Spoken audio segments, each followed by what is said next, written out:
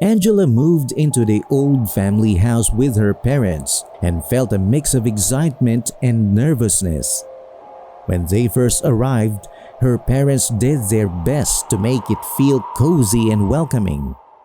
They shared stories about their own childhoods in the same house and all the happy memories they had created over the years. Angela could see how much they loved this place, and she was determined to love it too. But as time went on, Angela started to notice unusual things happening around the house. She would hear creaks and scratches in the walls, like invisible feet were walking above her. Sometimes, she would wake up in the middle of the night, certain that she had heard a voice whispering in her ear.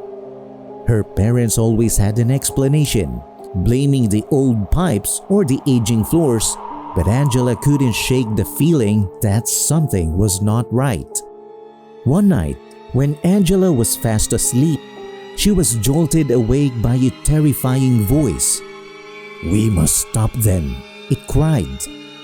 Angela called out for her mom and dad, but they didn't seem to hear. Shaken, she tried to fall back asleep. But a few moments later, the voice returned, even louder and more urgent.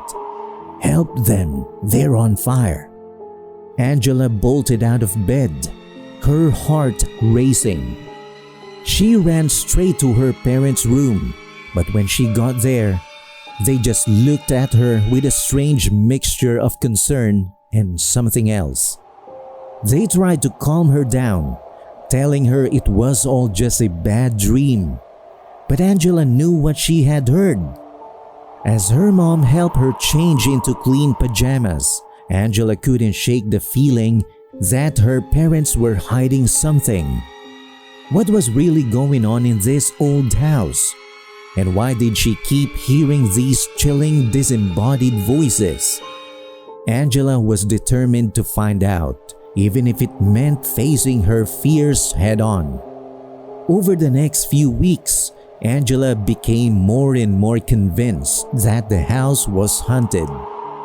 The unusual sounds and whispers continued, and she even started to see shadowy figures moving in the corners of her eyes. Her parents insisted that it was all in her imagination, but Angela knew better. One night, as Angela lay awake, she heard a new sound. A faint crackling noise like the sound of a fire. She strained her ears, trying to pinpoint the source, and then she heard it again, louder this time. It was coming from the attic. Without hesitation, Angela got up and crept towards the attic stairs. As she climbed, the smell of smoke became more and more intense, and she could hear the crackle of flames. When she reached the attic floor, she took a deep breath and pushed it open. What she saw made her heart skip a beat. The entire attic was engulfed in flames, and in the center of the inferno, she could see the shadowy figure she had glimpsed before. They seemed to be trapped, and Angela knew she had to do something. She rushed downstairs and told her parents the attic is on fire with people inside. Her parents looked scared and worried, but then they quickly called the fire department and tried to put out the flames. It was too late though. The fire had spread, and by the time the firefighters came, the attic was completely burned down. Afterwards, Angela's parents sat her down and finally told her the dark history of the house.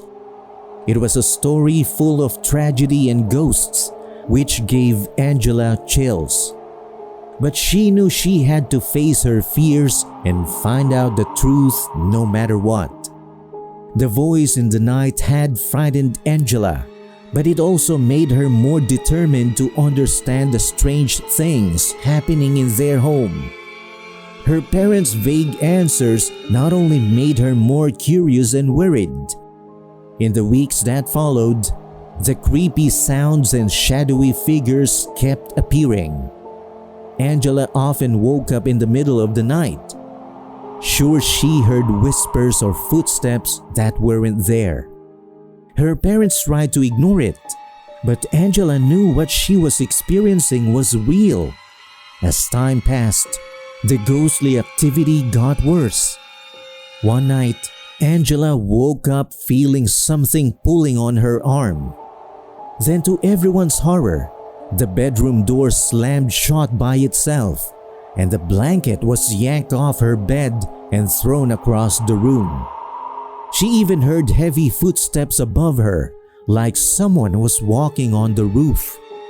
Angela had always known the house was haunted, but this was more intense and frightening than anything before. The ghost felt darker and angrier. Finally, her parents told her the disturbing history of the house. The original owner was an evil man who tortured and killed animals, then displayed their stuffed bodies around the property. His cruel spirit seemed to be still in the house. Angela shuddered, realizing how dangerous it could be. They couldn't ignore the ghost any longer. They had to face it. Determined but scared, Angela decided to check the attic where the fire had started. As they climbed the creaky stairs, the air felt thick and heavy, and the sound of flames echoed around them. When they reached the attic door, Angela paused and took a deep breath. She knew what was inside might be terrifying, but she had to find out the truth. Gathering her courage, she opened the door and looked inside. What she saw made her blood run cold. The attic was on fire again, and in the middle of the flames, Angela could see shadowy figures that looked like they were trapped and in pain. It was a horrifying sight, straight out of a nightmare. Angela spoke up. "Who are you? What do you want from us?" A rough, scary voice came from the fire. "You cannot let them go. They belong to us now." Angela's heart raced as she realized they were facing something far more sinister than a simple haunting. This was a malevolent, vengeful spirit intent on keeping its captives trapped in the burning attic for eternity. She knew they couldn't let that happen. Angela turned and fled downstairs, determined to find a way to put an end to the house's dark history once and for all. The terrifying events of that night had left Angela shaken, but she was determined not to let the malevolent spirit drive them from their home. The room got dark again. A dark shape moved along the walls, blending into the shadows. A bad smell came from under the bed, and a rough, low growl rumbled through the floor. Angela started praying in shaky voices, asking God for help. The bedroom door kept slamming open and closed, and a rough, angry voice yelled from under the bed, "Get out! This is my house!" Angela took a deep breath and yelled back, "No, this is our home now, not yours. You're gone. It's time for you to leave and go into the light, not bother us anymore." For a long time, they prayed and argued with the angry spirit, but they stayed calm. Finally, the strange presence seemed to go away, leaving them uneasy and remembering the scary thing they faced. In the days after, the house was quiet, except for the usual creaks and whispers that Angela was used to. The intense paranormal activity had stopped, and although they stayed alert, Angela and her parents felt peaceful in their home again. Angela told her parents that this is their house and they won't let any angry spirit make them leave, even though it might sound strange because they've learned to live with it and it doesn't bother them anymore. Her parents understood that Angela was strong and brave for facing the haunted house. For a year, the house stayed quiet and Angela and her parents settled into their new normal, not worried about the occasional ghostly sounds.